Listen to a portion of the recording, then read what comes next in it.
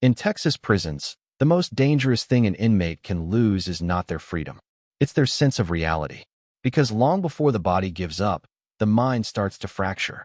At first, it's subtle, a confusion that feels temporary, a strange exhaustion that doesn't go away after sleep, a feeling that time is moving incorrectly. Days begin to stretch, hours lose their weight, and nights stop feeling like nights. Lights hum constantly, never fully dimming. Doors open and close without warning. Commands echo through corridors with no explanation, no context, no reason given. And slowly, something changes. Inmates stop asking questions, not because they've learned the answers, but because the act of asking no longer feels useful. This is not disorder. This is not incompetence. This is not the result of overcrowding or lack of funding. This is design. Texas prisons do not rely on chaos to maintain control. They rely on psychological erosion, a system built to strip certainty, identity, and resistance. Not all at once, but gradually, quietly, patiently. Former inmates often struggle to describe what happened to them, not because it wasn't severe, but because the damage didn't come from a single moment.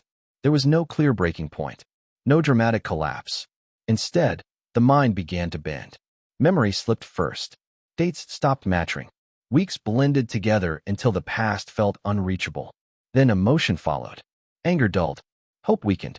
Fear became constant, but undefined. And eventually, the most dangerous change occurred. The loss of internal direction. When every decision is made for you. When movement, speech, sleep, and silence are controlled. The brain adapts by surrendering agency. Not out of weakness, but out of survival. Psychologists have a term for this. When humans are placed in environments where effort no longer affects outcome, the mind learns to stop trying. It's called learned helplessness, and Texas prisons are exceptionally good at producing it.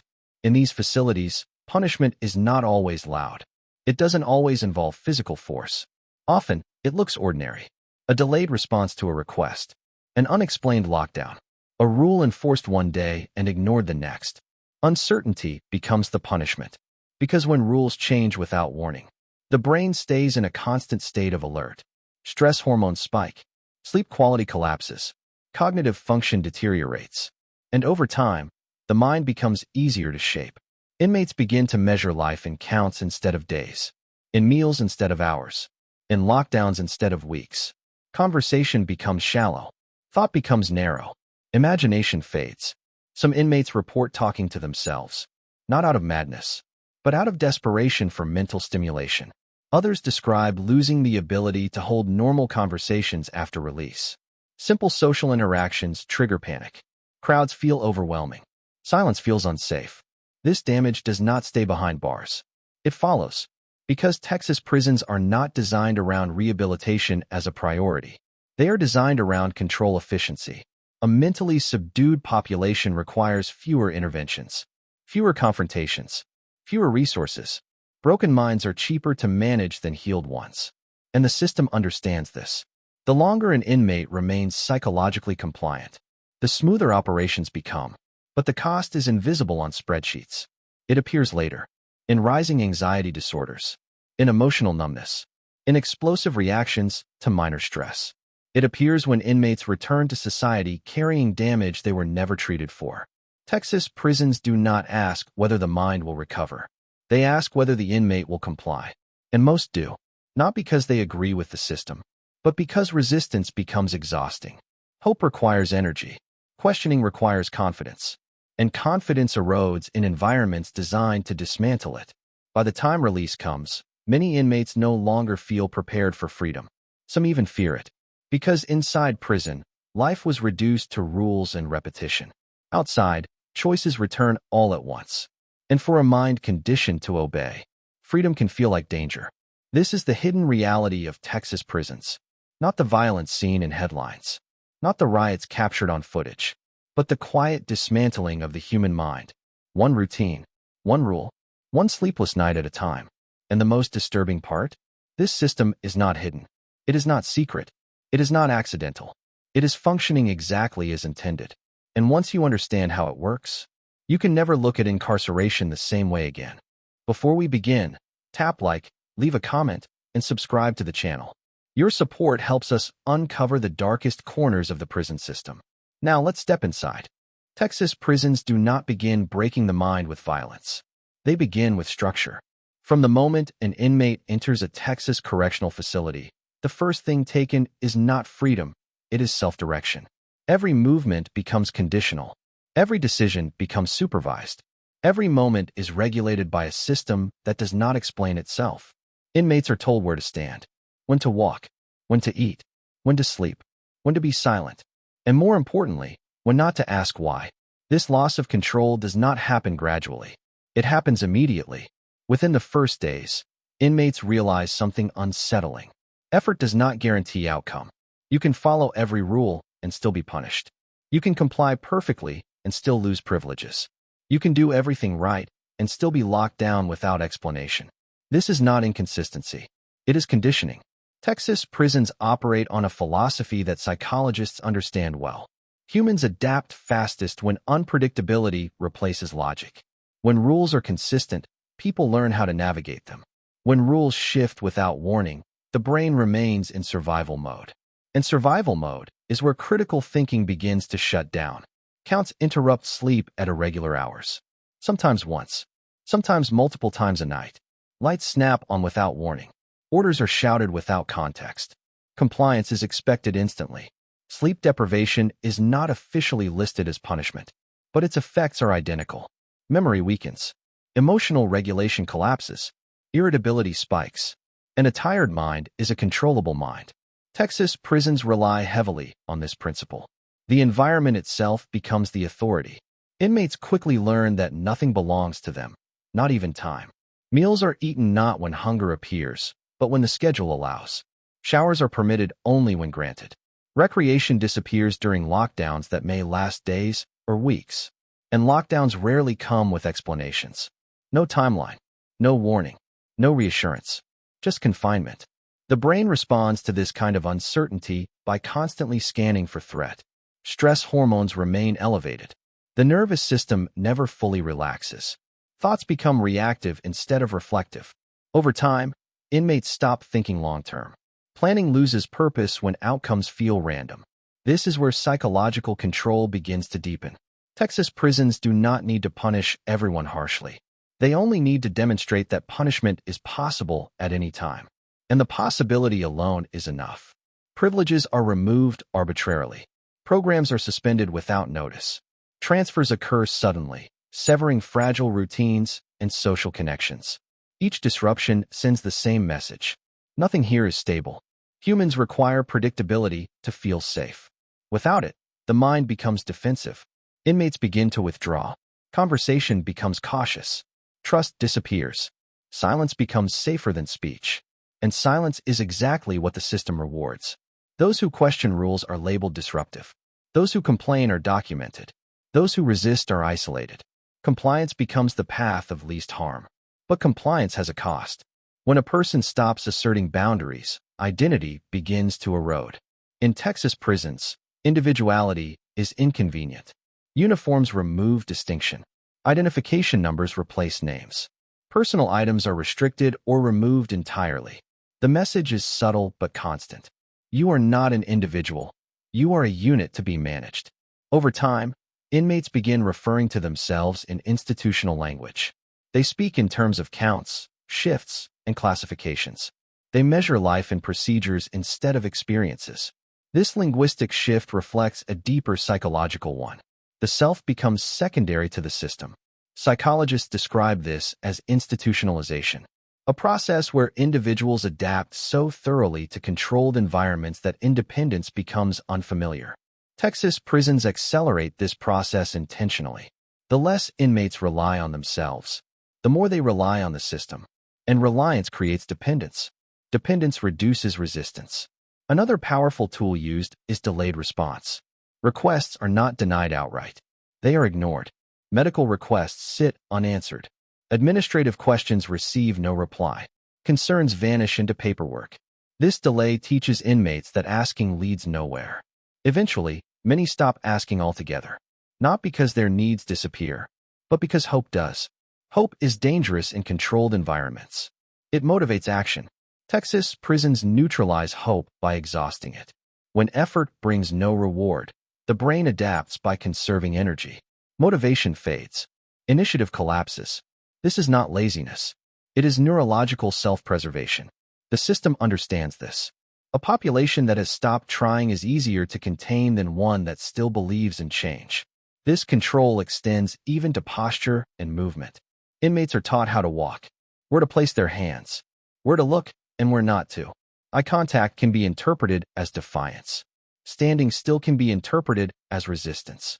Moving too slowly can be interpreted as disobedience. The body is trained to obey before the mind consciously agrees. Over time, obedience becomes automatic. This automatic compliance does not feel like submission to inmates.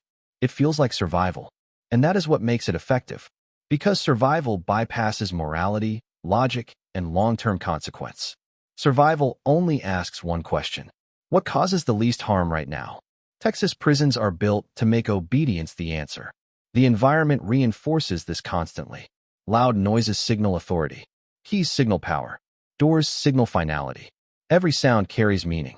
And when the environment itself becomes intimidating, direct force becomes unnecessary. Inmates internalize control. They self-regulate. They self-censor. They self-isolate.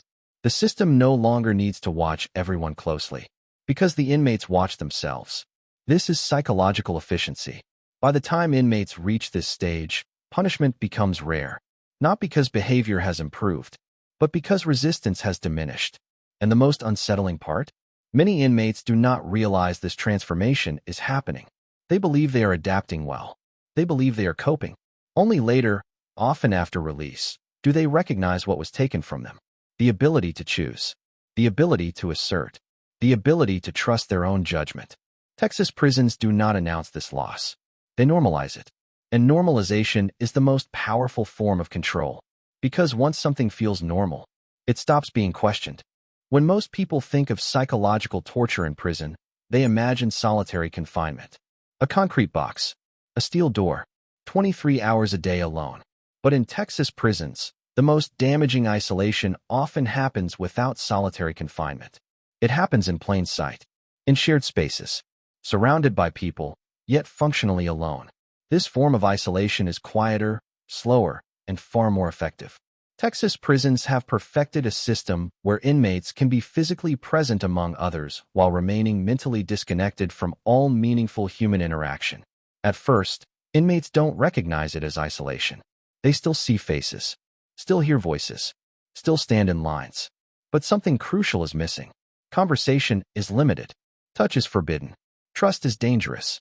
And over time, this controlled deprivation begins to alter how the brain processes reality. Human beings are neurologically wired for connection. The brain regulates emotion, memory, and identity through social interaction. When that interaction becomes restricted, shallow, or threatening, the brain compensates, often in destructive ways. In Texas prisons, communication is not just limited. It is managed. Talking too much draws attention. Talking to the wrong person creates suspicion. Talking at the wrong time invites punishment. So inmates learn to speak less. Not because they have nothing to say, but because silence feels safer. This silence accumulates. Days pass without meaningful conversation. Weeks go by without emotional exchange. Months stretch without authentic human connection. And the brain begins to react. Thoughts become repetitive. Emotions flatten. Internal dialogue grows louder. Some inmates describe feeling as though their thoughts echo inside their own heads, with nowhere to go. This is where isolation begins to damage cognition. Without external feedback, the mind struggles to regulate itself. Small thoughts feel overwhelming. Minor anxieties escalate. Memories replay uncontrollably. Sleep becomes fragmented. Texas prisons do little to protect sleep quality. Noise travels through corridors at all hours. Metal doors slam unexpectedly. Announcements interrupt rest without warning. Sleep deprivation combined with social isolation creates a dangerous psychological cocktail. The brain loses its ability to fully recover. Fatigue becomes permanent. Irritability increases. Impulse control weakens. In this state, inmates become more compliant, not because they agree with authority, but because resistance requires energy they no longer have. Texas prisons understand this. Isolation is rarely applied as a single punishment. It is embedded into daily life. Inmates are moved frequently. Housing units change. Cellmates rotate. Just as a fragile social connection forms, it is severed. This prevents the development of stable relationships. And stable relationships create solidarity. Solidarity creates resistance. So the system fragments connection before it can mature. Recreation time is limited and unpredictable. Group activities are canceled without explanation. Programs are suspended indefinitely. Each cancellation reinforces the same message. Connection is temporary. Eventually, inmates stop investing emotionally. They stop opening up. Stop sharing. Stop trusting. Emotional numbness becomes protection, but numbness comes at a cost. When emotion is suppressed long enough, it doesn't disappear. It distorts. Some inmates report sudden emotional surges with no clear trigger. Anger erupts without warning. Anxiety spikes without cause. Others experience the opposite. They feel nothing. Events that should provoke reaction no longer do. Good news feels empty. Bad news feels distant. This emotional flattening is a classic response to prolonged isolation. The mind protects itself by reducing sensitivity. But reduced sensitivity also reduces empathy. This has consequences far beyond prison walls. Texas prisons rarely provide meaningful mental health intervention for isolation-induced damage. Counseling is limited. Medication is often the first and only response. But medication cannot replace connection. Without addressing the root cause, symptoms persist. Inmates begin to experience cognitive decline. Attention spans shorten. Memory falters. Problem-solving ability weakens. Some inmates describe struggling to read full pages of text. Others report losing track of conversations mid-sentence. These are not signs of low intelligence. They are signs of prolonged social deprivation. The brain, deprived of stimulation, begins to conserve resources. Higher-level thinking becomes unnecessary in survival mode. Texas prisons reinforce this by minimizing intellectual engagement. Access to educational materials is restricted. Libraries are underutilized or inaccessible. Programs that encourage critical thinking are limited. Idle time increases. Idle time inside isolation-heavy environments is dangerous. The mind fills the void with rumination. Past mistakes replay endlessly. Future fears magnify. Self-blame intensifies. Without social grounding, negative thought loops dominate. This is where mental health deteriorates rapidly. Some inmates report hallucinations. Not vivid visions, but subtle distortions. Shadows appear to move. Sounds feel amplified. Silence becomes oppressive. The brain, starved for stimulation, begins to generate its own. This is not madness. It is a predictable neurological response. Yet Texas prisons treat these symptoms as behavioral issues rather than psychological injury. Inmates experiencing isolation-related distress are often disciplined instead of treated. Isolation deepens, and the cycle continues. Perhaps the most damaging aspect of this system is its invisibility. From the outside, inmates appear housed, fed, and supervised. There are no obvious signs of abuse, no dramatic footage. But inside, the psychological erosion is relentless. Inmates begin to lose their sense of social timing. They interrupt conversations unintentionally, misread facial expressions, overreact to neutral interactions. These changes make reintegration into normal environments extremely difficult. After release, former inmates often describe feeling disconnected even among loved ones. Crowds feel overwhelming. Small talk feels exhausting. Silence feels threatening. Relationships suffer. Employment becomes difficult. The damage inflicted by isolation does not end at the prison gate. Texas prisons rarely measure these outcomes. Recidivism statistics capture return rates, not mental health deterioration. The system does not track how many inmates leave emotionally blunted, socially impaired, or psychologically destabilized, because those numbers would reveal an uncomfortable truth. Isolation is not a side effect. It is a feature. A system that limits connection limits resistance. A system that fragments identity simplifies control. And a system that damages the mind ensures compliance. Even after release. This is how isolation without solitary works. Quietly, persistently, effectively. And by the time its effects become visible, the system has already moved on. By the time inmates recognize what is happening to their minds, it is already too late to resist it. This raises a question that refuses to disappear. If the psychological damage caused by Texas prisons is so well documented, if the mental breakdown, emotional numbness, and post-release instability are so common, then why does the system remain unchanged? The answer is uncomfortable, because from the system's perspective, it works. Texas prisons are not evaluated on psychological outcomes. They are evaluated on order, compliance, and cost efficiency. Mental health recovery does not appear on daily operational reports.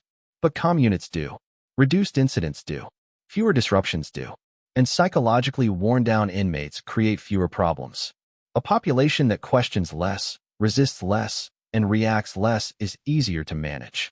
Texas prisons are built around this reality. Policies are not shaped by what happens years later, after release. They are shaped by what keeps the institution running smoothly today. This is where the system reveals its true priority. Rehabilitation requires resources. It requires trained professionals. It requires time, consistency, and accountability.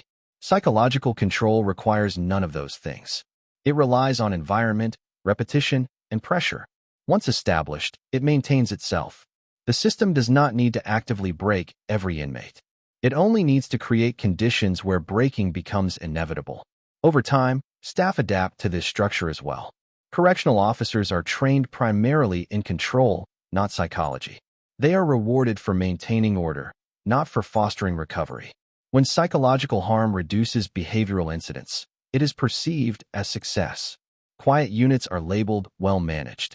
Emotionally withdrawn inmates are labeled compliant. The damage beneath the surface is invisible to performance metrics. Texas prisons also benefit from diffused responsibility. No single policy openly states, break inmates mentally. Instead, harm emerges from the accumulation of smaller decisions. Shorter recreation time, reduced programming, increased lockdowns, limited staffing. Each change appears justified in isolation. Budget constraints, security concerns, operational efficiency. Together, they form a system that prioritizes control over care. And because no single policy appears overtly abusive, accountability dissolves. This is how systems avoid reform. When harm is gradual, responsibility becomes unclear. Another reason the system persists is political insulation. Prison populations have little public sympathy. Inmates do not vote. Their voices carry little political weight. Their suffering is easily dismissed. Calls for reform are often framed as being soft on crime. This framing shuts down discussion before it begins. Mental health inside prisons becomes a secondary issue, treated as an inconvenience rather than a crisis. Texas prisons operate under this protection. Public attention focuses on extreme cases, riots, escapes, violence. But psychological erosion does not create headlines.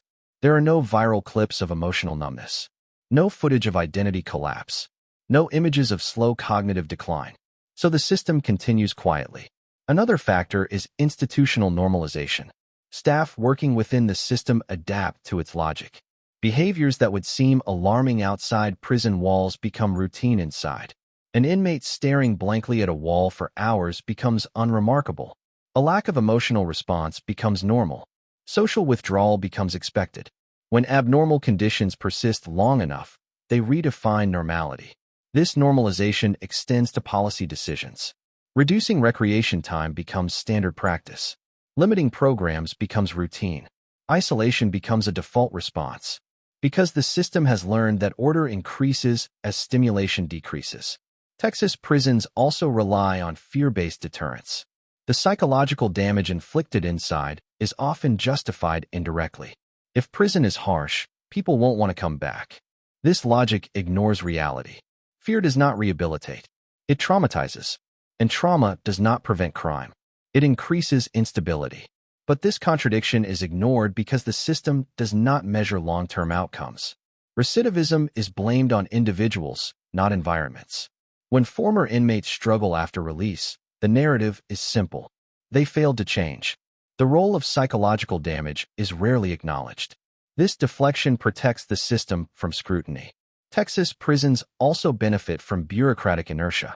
Large institutions resist change by default. Reform threatens routines. Routines define identity.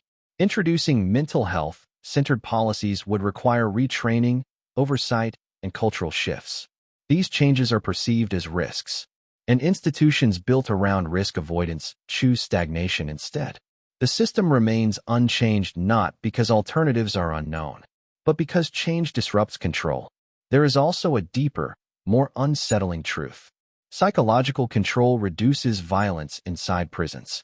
When inmates are mentally exhausted, emotionally flat, and socially fragmented, they are less likely to organize, protest, or resist collectively. From an administrative standpoint, this appears effective. But effectiveness is not the same as justice. The calm achieved through psychological erosion is fragile and deceptive. It does not heal. It suppresses. And suppression does not disappear when inmates are released. It reemerges in unpredictable ways. Anxiety, explosive anger, emotional detachment. The system does not see these consequences because they occur outside its jurisdiction. Once an inmate leaves prison, responsibility ends. The cost shifts to families, communities, and society at large. This externalization of harm allows the system to remain intact. Texas prisons are not incentivized to prevent damage they are not held accountable for. And so the cycle continues. New inmates enter. Control mechanisms activate. Psychological erosion begins. Quiet replaces resistance. Compliance replaces hope. And the system records another successful day. Not because lives were improved, but because order was maintained. The most disturbing part is not that this system exists. It is that it is defended. Policies are justified. Practices are normalized. Criticism is dismissed. Because acknowledging psychological harm would require confronting an uncomfortable truth, that the system values control over correction.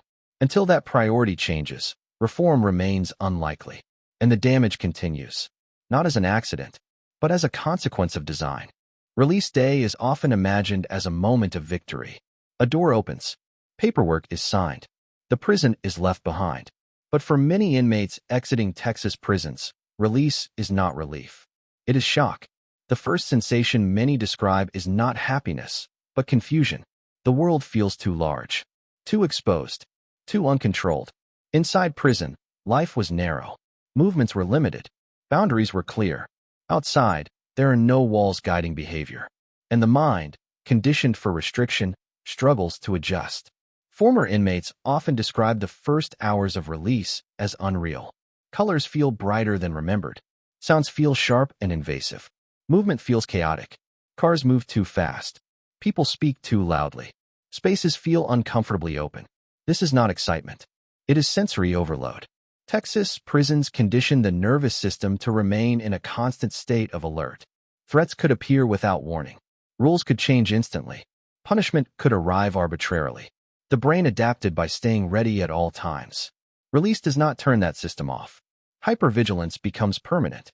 Former inmates scan environments instinctively. They track exits. They sit with their backs against walls. They monitor voices, posture, tone. These behaviors happen automatically. They are not choices.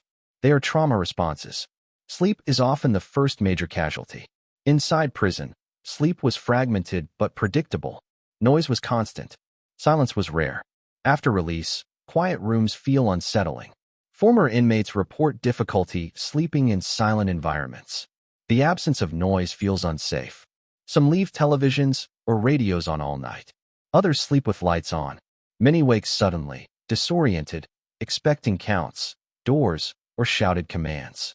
Rest becomes shallow. Without deep sleep, emotional regulation deteriorates further. Anxiety becomes constant. Irritability increases. Concentration weakens. Small stressors feel overwhelming. A delayed phone call triggers panic. A minor disagreement feels like a threat. Unexpected changes cause emotional spikes. Family members often misinterpret these reactions. They expect gratitude. They expect joy. They expect normalcy. But the person who returns is psychologically altered. Years of emotional suppression do not dissolve on release day. Inside Texas prisons, showing vulnerability was dangerous. Emotion could be exploited. Trust could be weaponized. So inmates learned to suppress. They learned to remain guarded, to hide fear, to mask sadness. After release, those emotions return unevenly. Some former inmates appear emotionally flat. They struggle to express affection. They struggle to articulate feelings. Others experience sudden emotional flooding. Anger erupts unexpectedly. Tears come without warning. Anxiety spikes without obvious cause. Loved ones struggle to understand these shifts. Miscommunication grows. Support systems weaken under strain. Many former inmates withdraw socially, not because they want isolation, but because interaction feels exhausting. Conversation requires constant self-monitoring. Tone matters. Eye contact matters. Body language matters. Inside prison, mistakes carried consequences. Outside, the nervous system still expects punishment. Crowded spaces feel suffocating. Public transportation triggers panic. Restaurants feel overwhelming. Social gatherings feel unsafe. Former inmates often leave early or avoid events entirely. This withdrawal is mistaken for disinterest. In reality, it is survival. Employment introduces another layer of pressure. Workplaces demand initiative, adaptability, and communication. Texas prisons systematically suppress all three. Inside prison, initiative could be punished. Adaptability was unnecessary. Communication was risky. Outside, these skills are required. Former inmates struggle with unstructured environments. When expectations are unclear, anxiety escalates. When authority figures offer flexibility, confusion replaces relief. Some former inmates thrive briefly in rigid, rule-based jobs. Clear instructions feel safe. Predictability feels calming. But when autonomy increases, stress returns. Feedback feels personal. Criticism feels threatening. The prison environment taught them that mistakes lead to punishment. Outside, mistakes are part of learning. But the nervous system does not recognize that difference. Shame builds quickly. Each setback reinforces a sense of failure. Mental health support after release is inconsistent. Resources are limited. Appointments take months. Treatment is fragmented. Many former inmates are prescribed medication without comprehensive therapy.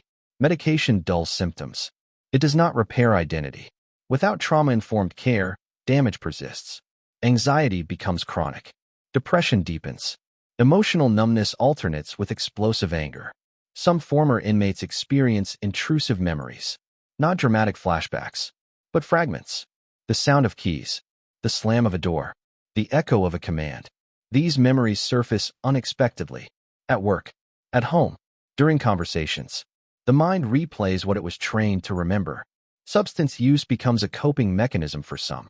Not to escape reality, but to quiet the nervous system. Others isolate completely. Isolation feels familiar, predictable, controlled. This is where recidivism risk increases. Not because of criminal intent, but because prison feels structured. Inside prison, expectations were clear. Outside, uncertainty dominates. For some, returning to incarceration feels psychologically easier than navigating freedom. This is not desire. It is conditioning.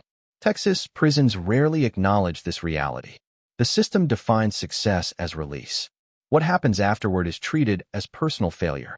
But failure without support is inevitable. Former inmates often struggle with identity. Who am I outside the system? Prison removed individuality systematically. Uniforms replaced self-expression. Numbers replaced names. Schedules replaced choice. After release, identity must be rebuilt. This process is disorienting. Some cling to prison routines unconsciously. Strict schedules, rigid thinking, emotional restraint. Others feel lost without structure. Both responses reflect the same injury. The system removed autonomy and never restored it. Families absorb the consequences. Emotional distance affects parenting. Stress tolerance is low. Patience erodes. Children sense instability. Cycles repeat. Communities absorb the cost. Mental health crises increase. Employment instability rises. Social services strain. Texas prisons do not measure these outcomes. Once release occurs, responsibility ends. The damage becomes invisible. Former inmates carry it quietly. Some eventually rebuild with support, time, and care. Many do not, because asking for help requires vulnerability. And vulnerability was punished. So they endure. Silently. Fragmented. Unseen. This is the true aftermath of incarceration designed around control rather than rehabilitation. Freedom alone is not healing. And without healing, release is only another phase of punishment. By the time an inmate is released from a Texas prison, The system considers its obligation fulfilled. A sentence has been served. A record has been updated. A body has exited the gate. From an administrative standpoint, the process is complete. But from a human standpoint, the most damaging phase has only begun. Because the effects of psychological control do not end with incarceration. They spread outward, quietly, gradually, and relentlessly. Texas prisons are designed to measure success internally. Order maintained. Incidents reduced. Compliance achieved. These metrics create the illusion of effectiveness. But they do not measure outcomes beyond the walls. They do not track fractured families. They do not count psychological collapse. They do not record emotional instability, social dysfunction, or untreated trauma. The system's success is defined narrowly enough to exclude its consequences. And this is how the real cost of control remains hidden. The first place this cost appears is inside families. When inmates return home, they do not return as they left. They return conditioned. Their nervous systems are hyperalert. Their emotional range is distorted. Their capacity for trust is weakened. Families often expect reintegration to be immediate. They expect relief. They expect gratitude. They expect transformation. Instead, they encounter tension. Former inmates struggle to communicate calmly. Stress tolerance is low. Minor conflicts escalate rapidly. Loved ones interpret this as anger or disrespect. In reality, it is trauma surfacing without guidance. Years of emotional suppression inside Texas prisons leave individuals unequipped to process normal stress. They were trained to endure, not to express. This creates emotional distance. Partners feel shut out. Children feel confused. Households become unstable. Family members often become untrained mental health caregivers. They manage mood swings. They navigate withdrawal. They absorb anger they did not cause. The system provides no preparation for this transition. No meaningful reintegration education. No sustained psychological support. No accountability for long-term damage. The burden shifts quietly to families. From there, the cost moves outward into communities. Former inmates struggle to maintain employment. This is often framed as laziness or lack of discipline. But the reality is psychological impairment. Texas prisons systematically weaken skills required for civilian life. Decision-making is replaced with obedience.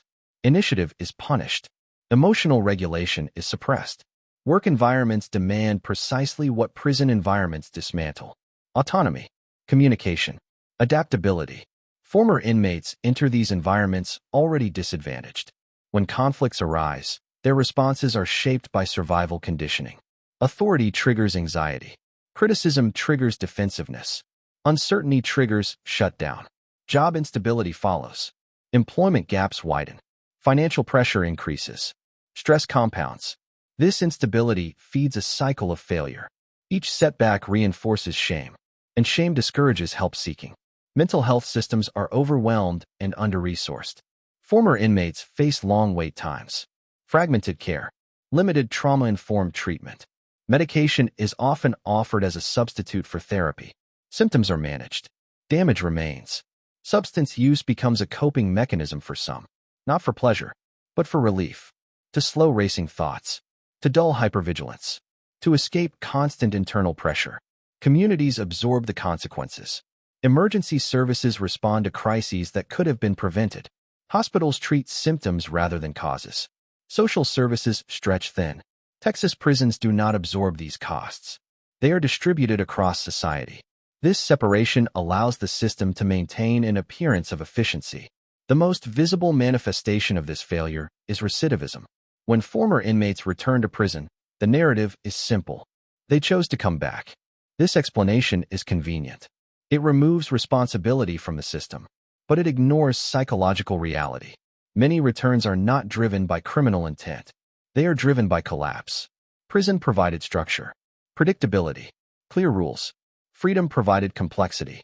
For individuals conditioned to function under control, complexity feels dangerous. Prison becomes familiar, not safe, but predictable. This is not desire. It is conditioning. Texas prisons unintentionally create dependency. They dismantle autonomy, then release individuals into environments that demand it. When failure follows, the individual is blamed. The system remains unquestioned. This cycle repeats endlessly. New inmates enter. Control mechanisms activate. Psychological erosion begins. Compliance increases. Resistance fades. Damage accumulates. Release follows. Support disappears. Failure returns. From a distance, the system appears stable. From within society, the damage multiplies. This raises a fundamental question. What is the true purpose of incarceration?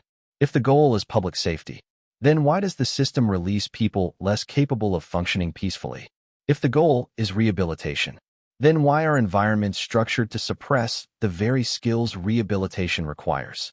The answer lies in priorities. Texas prisons prioritize immediate control over long-term stability. Control reduces short-term risk. Rehabilitation introduces uncertainty. Rehabilitation requires trust. It requires investment. It requires patience. Control requires only enforcement. And enforcement is cheaper. This trade-off is rarely acknowledged openly. Instead, it is embedded into policy decisions. Reduced programming, limited mental health staffing, shortened recreation, extended lockdowns. Each decision is justified individually. Together, they create a system optimized for containment, not correction. Staff within the system operate inside these constraints. Correctional officers are trained to maintain order, not restore autonomy. Administrators are evaluated on budgets, not human outcomes. The system rewards stability today and ignores consequences tomorrow. And tomorrow always belongs to someone else. Another critical factor is normalization.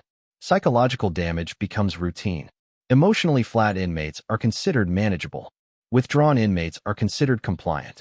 Broken inmates are considered successful cases. When damage becomes normal, urgency disappears.